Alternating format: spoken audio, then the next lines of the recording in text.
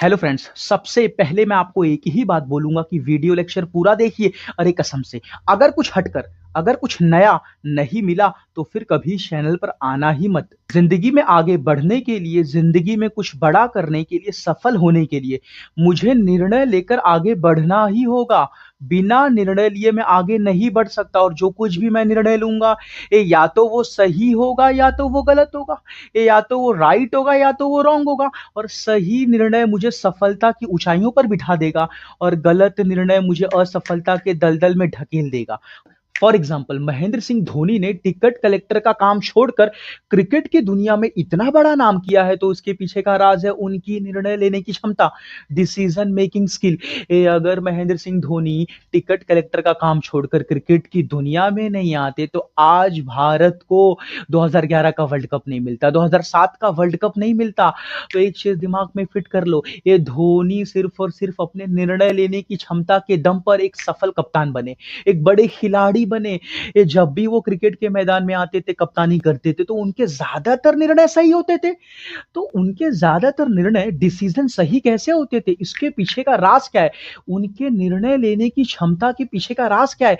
क्योंकि निर्णय लेने की क्षमता ने ही महेंद्र सिंह धोनी को एक सफल कप्तान बनाया, एक बड़ा खिलाड़ी बनाया, एक महान लीडर बनाया। तो उनकी निर्णय लेने की क्षमता के पीछे का राज क्या है? डिसीजन मेकिंग स्किल के पीछे का राज क्या है? जब मैं छोटा था तो बचपन में न्यूज़पेपर पढ़ा था। उस न्यूज़पेपर में मैंने एम एस धोनी का एक इंटरव्यू पढ़ा था। उस इंटरव्यू में एम एस धोनी कह रहे थे कि मैं मैदान में जो भी निर्णय लेता हूं, ये वो ज्यादातर क्यों सही होते हैं? वो ज्यादातर सही इसलिए होते हैं कि जो भी मैं मैदान में निर्णय लेता हूं, डिसीजन लेता हूं, वो अंधाधुंध नहीं लेता, ये सिर्फ दूसरे के कहने पर नहीं लेता, वो मैं अपने अनुभव के दम पर लेता हूं।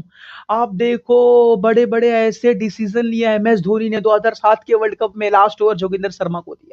ऐसे बहुत सारे निर्णय लिए जो सही निकले। तो धोनी बोलते हैं कि भाई, मैं जो कुछ भी निर्णय लेता हूं वो अनुभव के दम पर लेता हूं, अपने एक्सपीरियंस के दम पर लेता हूं। अब दिमाग ये पूछता है कि भाई, अनुभव क्या है?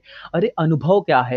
ये जो कुछ भी मैं जिंदगी में करता हूं, ये जिस किसी भी चीज से मैं जिंदगी में गुजरता हूं, जितनी भी चीजों का मैं जिंदगी में सामना करता हूं, फेस करता हूं, तो उससे जो कुछ भी मैं सीखता हूं, ये उससे जो कुछ भी मुझे प्रैक्टिकल और व्यवहारिक ज्ञान मिलता है, ये वही ज्ञान मेरे लिए मेरा अपना एक अनुभव होता है।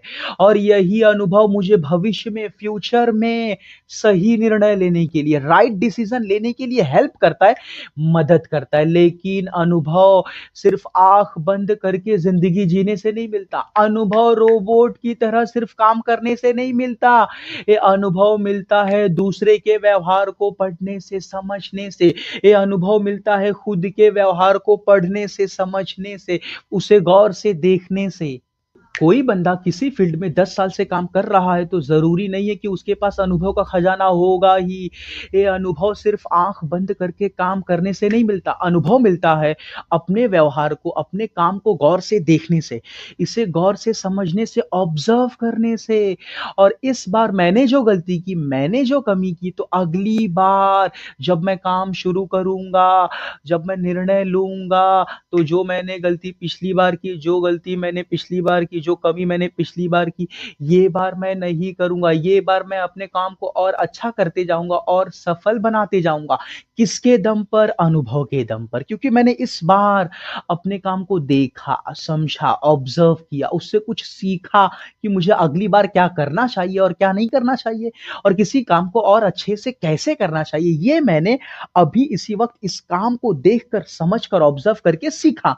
तो होता क्या है? अरे एक्चुअलिटी क्या, रियलिटी क्या है? ये ज्यादातर बंदे अपने व्यवहार को, ये अपने काम को, समाज के व्यवहार को, किसी के व्यवहार को, किसी भी व्यवहार को देखते नहीं है, समझते नहीं है, उससे सीखते नहीं है।